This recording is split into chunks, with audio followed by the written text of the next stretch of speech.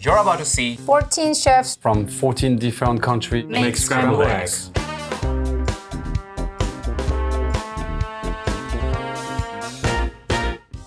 So, the dish we're making today is called anda bhurji, and funnily the word bhurji means a scramble. Everyone has a different version of how they make it. I'm just going to be showing you my version of making anda bhurji. When the pan's heating up, I'm going to go in with my ghee. We always cook with ghee. It has a very high smoking point, so I can get this really hot. It's not going to burn, and it's just got a very nice mouthfeel. And when something's cooked in ghee, you can actually taste the ghee. I'm going to go in with my green chilies. I like my anda bhurji really spicy. I'm going to go straight in with my onions. The better a masala that you build, the more flavorful your anda bhurji is going to taste. Add some ginger garlic paste. Onions, ginger and garlic, those are the trinity of Indian cooking. So that now that I have the rawness taken out, I'm going to add a little bit of turmeric, some red chili powder. I want that nice red color on the bhurji. The spices start to toast in the ghee, and when that's done, you'll see that the oil starts releasing itself back from the onions. I'm going to add some tomatoes. The acid in the tomatoes deglaze the pan. This is the color I like. Spices are nice and toasted. The tomatoes are not completely cooked off. Crack the eggs directly into the pan. This is not like French scrambled eggs where they have to be like a certain runny custard. This is all about convenience. I see that the eggs are almost set, and it's going to be a great time for me to add the salt. My eggs are committing this nice caramelization. I have a little chaat masala which is made with dry mango powder, really tangy. Any other dish that comes from India, I have to finish this off with cilantro. These are like Indian style bread rolls, pav, toasted off in some ghee. It's going to rip some of that pav. It's soft and spicy scrambled eggs with these buttery pavs, and can be had at any time of the day. So French scrambled eggs, I think it's a very good technique. It's gonna make your eggs like very soft and creamy. This technique I did learn it in a Michelin star restaurant. Put some butter, a lot of butter actually. We're gonna break our eggs. You don't wanna have any white part or yellow part. I'm gonna add a little bit black pepper, sea salt. We don't want the butter to get any colors. Now we introduce our eggs, and that's gonna go very fast. And it's like a little sautoir. You can see that the size flares out, so your spatula or your whisk can go in any corners of the pan. So what I'm trying to do is to not have big chunk of cooked eggs, because that's what's gonna make it hard. And when I get the consistency that I want, I'm gonna switch it to a whisk and break them down even more.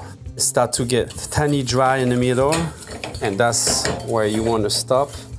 We're gonna stop the cooking with some crème fraîche. It's gonna make it smoother and bring a little acidity, which is gonna be good for the balance. And you can see how creamy and soft they are. And chive is not just for the color, it's really gonna bring a little flavor that's very enjoyable with the eggs. I like to serve it with a sourdough, put a lot of butter on it, and voila. Really good. I'm very happy. In my personal experience, scrambled eggs, the most American way is bacon and eggs with a little bit of toast and some coffee. I just love a diner moment, so any excuse to kind of bring that back. Butter is, for me, the only thing we're scrambling our eggs in. It may not be healthier, but it is tastier. A little bit of milk is a little bit better than water for making a fluffier egg. So I like my eggs a little bit on the softer side, just as it's starting to cook on the edges, just like to push it toward the center and just to watch it. I don't really like a lot of color on my scrambled eggs personally. This process takes maybe 2 minutes. If they cook any longer, they're gonna start getting drier. I like a simple breakfast. It reminds me of the classic American diner experience. The only thing I don't have is an older lady with soft eyes just basically asking if you want to top off for your coffee. Well seasoned, light, fluffy. This combination of bacon and eggs, a little bit of coffee, a little bit of toast, always makes me feel like everything's gonna be right with the world. Today we're gonna be making omelette frites, this scrambled eggs with cumin fries. This is my favorite dish for breakfast in Algeria. I'm gonna add some butter, salt. The key to make the best scrambled eggs is to keep scrambling. The air bubbles make the eggs like super soft. So I am gonna add my French fries first. I cut them super thin and they become almost like souffle fries. So what's really important is to keep scrambling your eggs at a lower temperature so the eggs get steamed up. I really do love eggs like super scrambled. I'm going to add the fries now with the cumin, a very essential spice for Algeria. Parsley. Merde. In Algeria, you can't go anywhere without harissa mayo. The omelette frite. Voila. Potato is super soft. I can taste the cumin and I can go for another bite. So today I'll be making keranjim. Keran means egg and jim means steam. I have a bain-marie here. It's just purely just to put all the ingredients and then mix it all together. Anchovy stock, salted shrimp, egg. You want to make sure it's completely bland. Now I need to warm it up inside a bigger bain-marie. I want to make sure it's hot. If the egg mixture is too cold and you put it in a pot to get the steamed egg, it's not gonna puff it up. When you can see like a egg is cooking on the side, it's usually ready. We actually cook it in this ceramic bowl called tukbegi, and this holds heat very well. You wanna kind of scrape it. You wanna make sure it's not burning, and then it's gonna start to trap the steam inside, and it's gonna start going up. Oh, it's coming up. Oh, it's expanding. Now I'm gonna garnish it first with the sesame oil. I'll have seaweed powder, black pepper, and scallion on top. When you kind of move it, it jiggles. It's very soft, and the scallion really bringing that flavor even more, along with the sesame oil and seaweed powder. So good, you must try it. I'm making scrambled egg from Nigeria. Some people call it egg sauce. I'm really not a fan of it, but I'm going to make it the right way. And mine probably is actually going to be presentable and good. So first I start with oil, then I add the onions, habanero, it has to be spicy. Then I'll add the cherry tomatoes, red bell pepper. I want everything to simmer together. Smell is amazing, right? This is a very well done egg. Let's see what I've done. It's very good. This is egg sauce with class. Forgive me if I have to say that, but it's really very good. So this scrambled egg with tomato dish is quintessential to Chinese home cooking. In Chinese, the tomatoes are translated to foreign eggplant or Western red persimmon. So I have some extra large eggs. I'm going to add white pepper and some cooking wine. The cooking wine will remove the eggy smell. You don't have to whisk them perfectly. Sometimes some people like to see a little bit of white in the dish. So we heat up the wok first and then add the oil. A really nice seasoned wok is non-stick. I'm going to push the eggs around just a little bit to fry the bottom side. I'll take the eggs out when the bottom side is set, the top side is almost set because the remaining heat will keep cooking it. I have the heat on medium-low, and I'm going to add the white part of the scallion and some finely chopped garlic. Stir until you can smell the fragrance. And I'm going to add some finely chopped tomatoes to make a tomato sauce. So this looks pretty good, and I'm going to add some big chunks of tomatoes.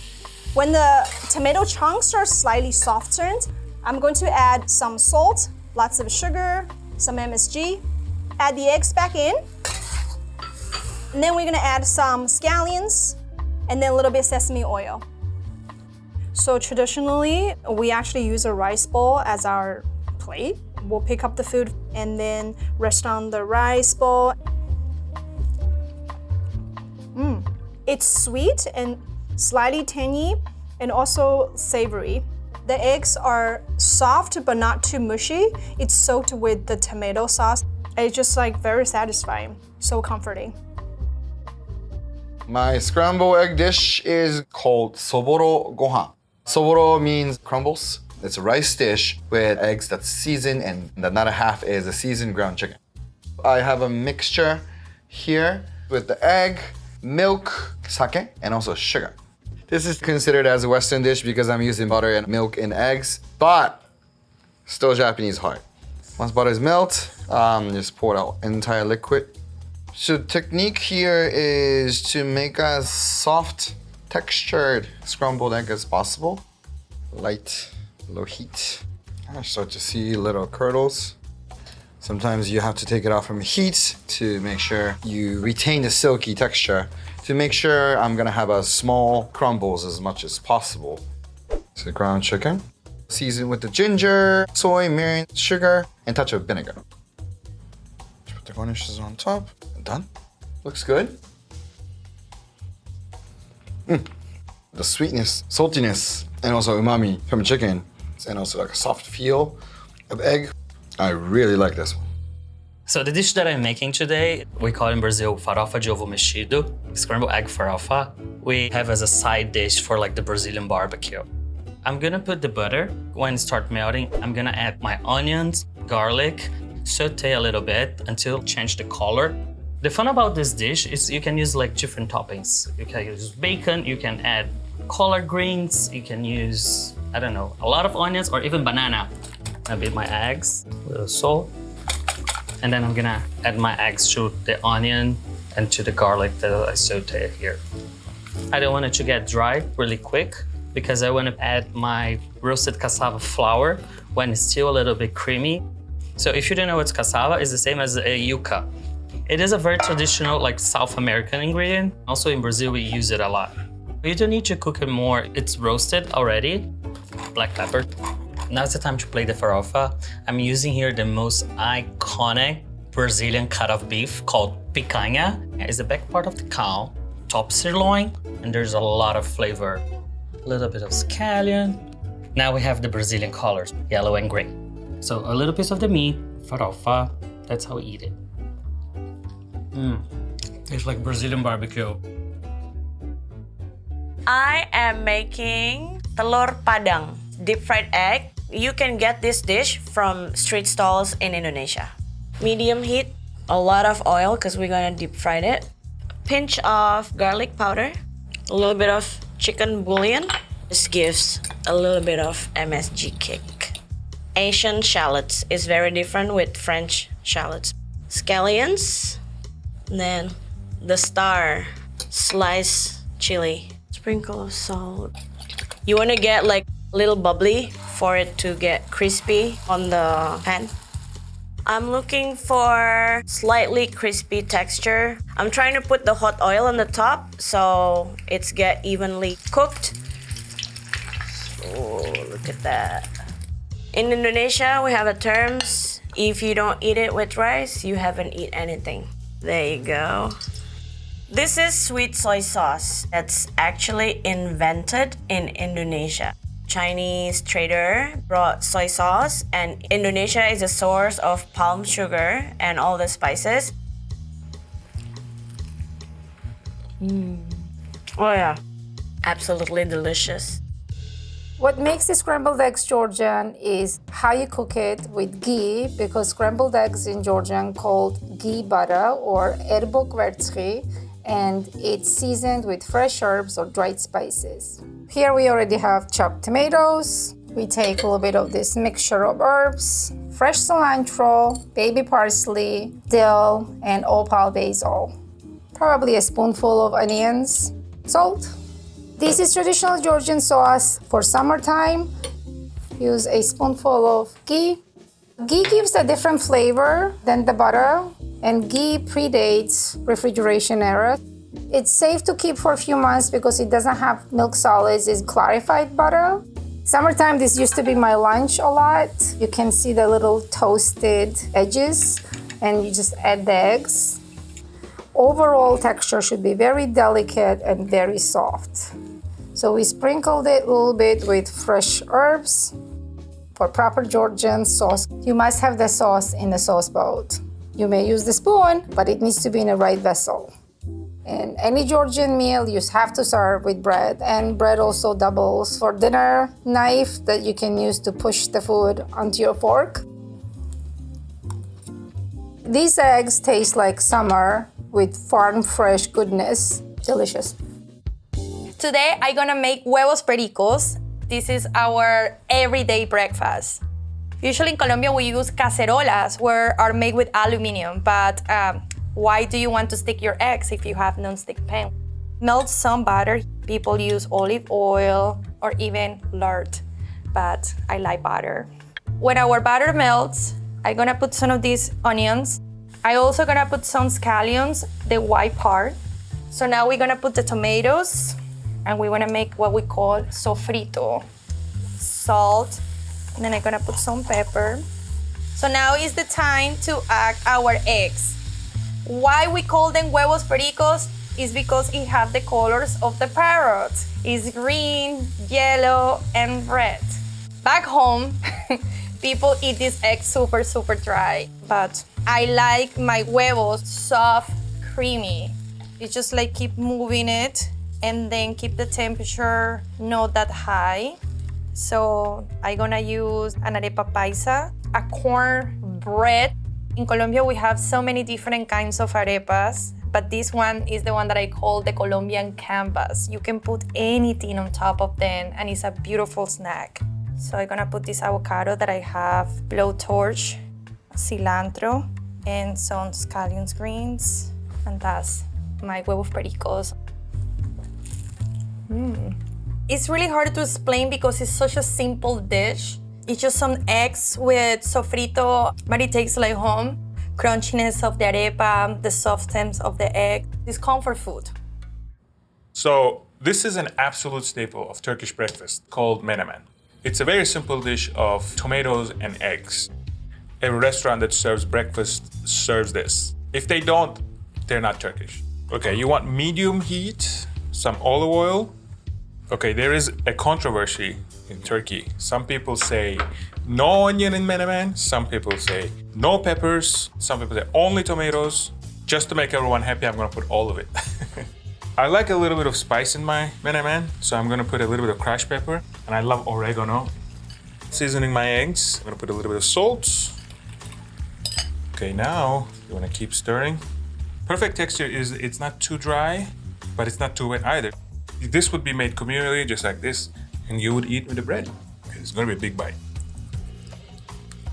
The most interesting thing about this dish to me is that it doesn't taste like tomatoes or eggs. It tastes like menemen. Scrambled eggs in kielbasa, it's a Ukrainian breakfast dish. So you have to eat well before the day starts. Sprinkle some oil. Here we have kielbasa. So it has pork, little bit beef, and garlic. It's the most famous Ukrainian sausage. They often eat it on a sandwich or even soups. We pour eggs over the kielbasa and just try to scramble it. In Ukraine, we usually eat eggs on a well-done side. To make this Ukrainian, we can use dill. I usually have it in my freezer. I use it almost in every dish. Tastes like home. It's good. Amazing. These are the best eggs in the world.